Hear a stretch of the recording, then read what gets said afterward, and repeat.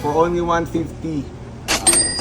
So fried chicken na yan with biryani rice, guys. Hay mga kalulu, dating isang rapper sa Tondo, ngayon nagtayo ng sarili niyang food business. Dati daw kayong rapper or artist? Yes po. So ako nga pala si Mecca Duckman. Ako yung owner ng Sweet Biryani Manila. Sinakripisyo niya ang paglarap para maitayo ang pangarap niyang food business. Sinacrifice namin lahat, guys, para unahin to. Kaya sana matikman nyo siya para masubukan nyo. And sa murang halaga, guys, for only 150, guys. So kita nyo naman, half chicken with biryani rice. Kaya naman naging successful. Talaga namang pinupuntahan at binabalik-balikan ng mga tao. Hindi lang mura, masarap pa. Sa halagang 150 pesos, meron ka ng half fried chicken, may kasama ng biryani rice or yang chow. Kung ayaw mo naman ng fried, pwede naman ang grilled chicken. Mecca Duckman, wala ba tayong sample dyan? Isang wrap lang, malupit lang.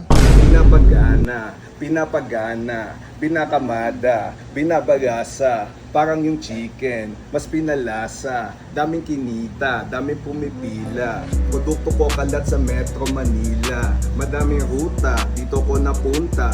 Pati pato tinaya ko sa pusta. Dito lang yan sa Sweet Biryani Manila, located sa 610 Rahabago Street, Tondo, Manila. Ano, nagutom ka na naman? Tara, puntahan na natin! Dito sa Sweet Biryani Manila, mapapalulu ka sa sarap. Yung bossing, tanong ko lang, balita ko meron daw kayong bagong dinagdag dito sa Sweet Biryani. Yes po, so bagay nagdagdag tayo ng halo-halo kasi alam nyo naman, di ba? May na ngayon pero medyo mainit pa, guys. So try nyo na yung halo-halo natin. So meron tayo ditong yung original na Pinoy halo-halo, di ba? Tapos kita nyo naman leche flan pa lang, tsaka yung ube, guys. Laki So eto naman yung parang sarili nating gawa, which is yung ube cheese halo-halo, guys. So to, guys, kakaiba to kasi pinagalo tong lasa ng ube tsaka yung Parmesan cheese yung ginamit namin dito, guys. So meron siyang tamis-alat na talagang hanap-hanapin ng panlasa mo pag na-try mo yan. Wow. Magkano naman nag-range yung price ng mga biryani dito at yung mga chicken niya? Actually, yung mga pang-entry natin na biryani for as low as 99 pesos, matatry nyo na. So may mga option yan, guys. Pwedeng chicken, beef, or shrimp. Pero kaya lang yung paborito ni Sir Kalulu, guys, yung half chicken Yes. which is yung 150. So ito yung binabalik-balikan niya dito, guys. So kita nyo naman, ito. For only 150. So fried chicken na yan with biryani rice, guys. Dito nyo lang yan matitikman sa Sweet Biryani Manila. Sa halagang 150 pesos, matitikman mo na yung chicken biryani nila na fried, di ba? Kita mo naman, grabe Kung ayaw mo naman ng fried, meron sila ditong grilled chicken. Ayan. Grabe.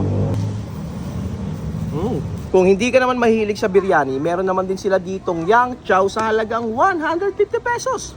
Pwede ka pa rin mamili, fried or grilled. Siyempre, dalawa ang pagpipilian mo dito. Yon, siyempre, at unlimited ng mga sauce nila dito. Merong honey, spicy, at garlic sauce. Grabe naman yan, unlimited. Lagyan natin lang yung spicy dito, siyempre.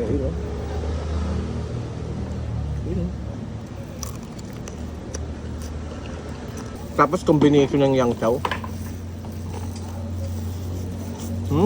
Wala akong masabi. Napakasarap. Ayun ang masasabi ko. Sana matry nyo to. Hindi lang sulit, panalo pa sa lasa. Ayun, at dito sa Sweet Biryani Manila, available din yung mga halo-halo din nila dito. Sa halagang 100 pesos, tapos meron din sila ditong ube, 100 pesos. Then yung mais kunyelo, 85 pesos. Ano ko lang, tingnan oras kayo dito nag-open tsaka nagsasara? 10 a.m. to 10 p.m. Yun yung operating hours namin. So, pwede kayo dito mag-dine-in. Then, nag-accept din kami ng mga deliveries buong Metro Manila, guys. So, as long as abot ng Lalamove, guys, i-deliver natin yan. Okay, saan po yung exact location nyo po? So, 610 Rahabago Street, Tondo, Manila. O pwede nyo rin i-search na lang sa Google or sa Waze yung Sweet Biryani Manila mismo. Lalabas na po yun, guys. At makikita nyo ako dito, guys.